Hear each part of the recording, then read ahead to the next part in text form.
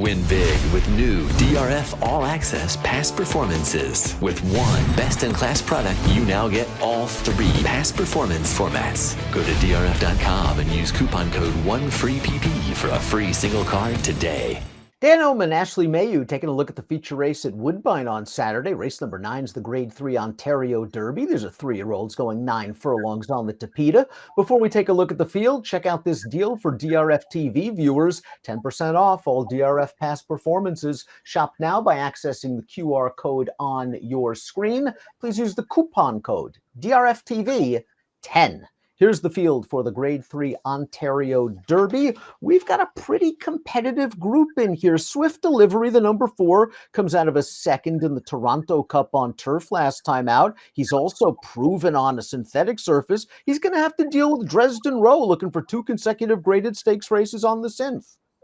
Yeah, and Dresden Road has certainly kind of gotten adjusted to the surface in a nice way. They tried him on the turf, and then they switched him onto the Tapeta, and it's been smooth sailing. 4 for 5 in his career. You look at some others in here. There's a filly entered towards the outside who's 0 for 2 on the Tapeta, but comes in here off of 2 strong performances where this horse is almost getting the job done. And even Roscar was able to take the 3rd leg of the Canadian Triple Crown pretty stylishly. A lot of switch-ups here, whether it's surface or distance. There's a lot going on. Let's see what Timeform US has in store for the pace. After the opening half mile, our friends at Timeform US believe the 6 Babo should show early speed, and why not? He likes to get up front. He was the gate-to-wire winner of the Coronation Futurity last year, showed the pace in the Toronto Cup last time out. Distance shouldn't be an issue for this horse. It's all about the current form that he's in. I'm not sure he's as good as he was as a 2-year-old, and how fast will he go early? Yeah, I don't know if I see this race going necessarily fast. I think I pretty much agree with this. Dresden Row likes to get the trip just off the pace. The only horse that I could see maybe potentially being a little bit closer than projected here is the 3-2 Ghost. I don't know if I see him that far back early. Looking at some of his races, he has been a little bit more tactical in the past. He's going to get a new rider, Fraser Abley, who's having a really good meet in Ontario at both tracks, both at Woodbine and Fort Erie. I think he's going to be a little bit closer than second to last early. And Swift Delivery, the number 4, is the fastest Timeform US late pace rating. We'll start things off with the number 1, Bail Us Out. And Bail Us Out's a very lightly raced horse that might be reaching peak maturity towards the end of his 3-year-old year. Here's his most recent start, a 1-mile turf race on the inner at Woodbine, and he fell far behind the early pace, got to the outside, and once he gets that clean air, he just gobbles up the leaders. Yeah, he makes this look pretty easy when it's all said and done. You kind of look at who he maybe faced in here, and thought it was an okay group. The runner-up comes back to win next time out with an 83 buyer. Speed Figure Friendly Ghost, who was 3rd in this event, was 3rd in the plate trial, participated in the King's Plate. I think, that group was okay enough to suggest, Bales is out, had a good performance, got a good figure, can handle now stakes competition for the first time. And he's going to have to get back onto a synthetic surface. He did try it, though, at Gulfstream Park, and I thought he did everything right down there. So intriguing type here, I think. And Kevin Attard's an outfit that they'll take the time to get these horses back. That's what they did, and it certainly paid off now. Roscar is the number 2, and he, of course, won the prestigious 3rd leg of Canada's Triple Crown, the Breeders' Stakes. A little bit of a different story, though. That's a 1.5-mile race on the turf. This is a 1.125 on the synthetic. Roscar, to me, though, just looks like a horse that's finally figuring the game out. It's taken him a few races. Distance has certainly helped there. He's a horse that needs a little bit of pace. Here's Roscar in the 3rd jewel of Canada's Triple Crown, the Breeders'. I agree with your assessment on him. I think he's figuring it out and he's getting better with each of his starts. And sure, he relished 1.5 miles, and he's not going to get that here. He's going to get 1.125 miles, and it's not even on the turf. It's on the Tapeta. But I thought how he moved in the stretch was very impressive. I also thought the ride that Justin Stein gave him, they made a little bit of an early move. I think that was the difference maker here in terms of trip. So he's been aboard him for most of his career, knows him very well. He's just going to need pace help. I don't see him being that close. When we saw him a little bit closer 3 starts back at 1.16 miles, it didn't work out for him. I thought he was very even there. So it's going to come down to pace. I don't think it's going to be quick enough for him, in my opinion, to get the job done, but maybe he's a factor underneath. Two Ghosts, the number 3. The last time he raced on the synthetic surface at Woodbine, he came from way out of it to win the Grade 3 Gray. Now, that was his final start as a 2-year-old. They sent him down to the States, found some tough spots. They got him back into form last time out, and maybe they got away dangling him in for the $40,000 and no takers for this graded stakes winner because he got close to the pace going a 2-turn 7.5, and he sprinted on home, and he was pretty game.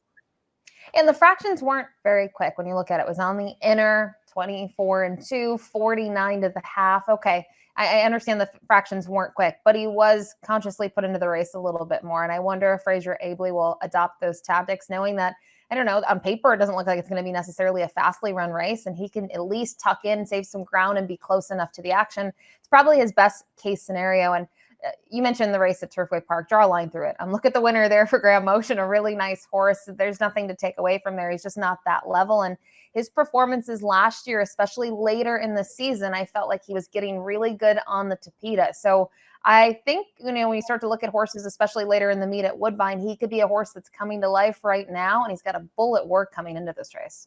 Swift Delivery, well, his last start on the synthetic, I guess he could handle it. He won by, 16.5 lengths that day. Kind of likes it. He also likes turf because he won his subsequent start and then ran second in the Toronto Cup. It was a good performance for Swift Delivery, a horse that likes to take back, make one run, and we see him cut this relatively close to be second under the line.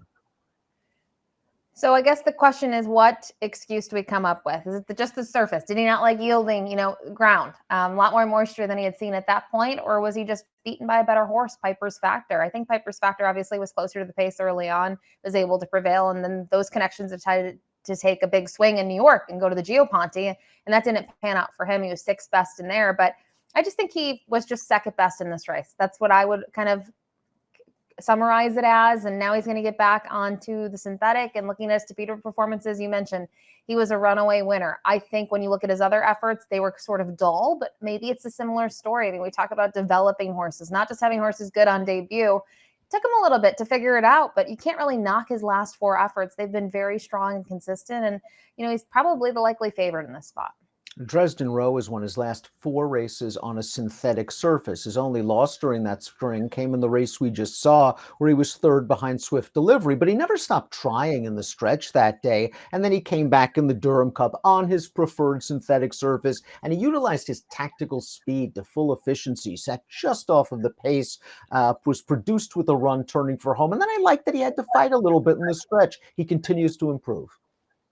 You have to find your spots with these horses up at Woodbine, right? When the condition book comes up, let's look at his 2 wins this year. They've been against older foes, 3-year-olds and upward, and trying to find those right races for him, especially around 2 turns on the Tapeta. They were able to do that last time out against stakes competition. Short field, I get he only had 4 other rivals, but at least when you look at some of the names in there, they're all pretty good horses overall in that group. So I think what he was able to accomplish there was a huge win, a career best figure for him. I thought Ryan Munger gave him a great ride, was patient early, and just really kept on him in the stretch. And just looking at his record, I find it hard to maybe go against him in this spot, Dan. He just loves the Tapeta more than anybody else, and his consistency and his form is hard to ignore. Babo is the number 6, and after wiring the field in the Coronation Futurity, a race where he just shook loose on the lead, I'm willing to give him excuses for 2 of his next 3 starts. The Queenston was sprinting off of a long layoff, and his most recent start, the Toronto Cup, a race where we saw him show the way before tiring was over yielding ground. I just needed to see him run better in the Marine 2-back. Yeah, the Marine was disappointing. He didn't necessarily get what he needed accomplished in there. He's certainly tired really bad. And I would draw a line through the turf race. They tried the turf again. And again, we talked about the yielding surface. Some horses like it, some don't. So the question is, what is the best setup for him and how does he get it done? I think the only way that he could potentially win this is he does what he did last year late. When he gets an easy lead, he sets modest fractions at 1 1/8. He could be a, gate to wire candidate.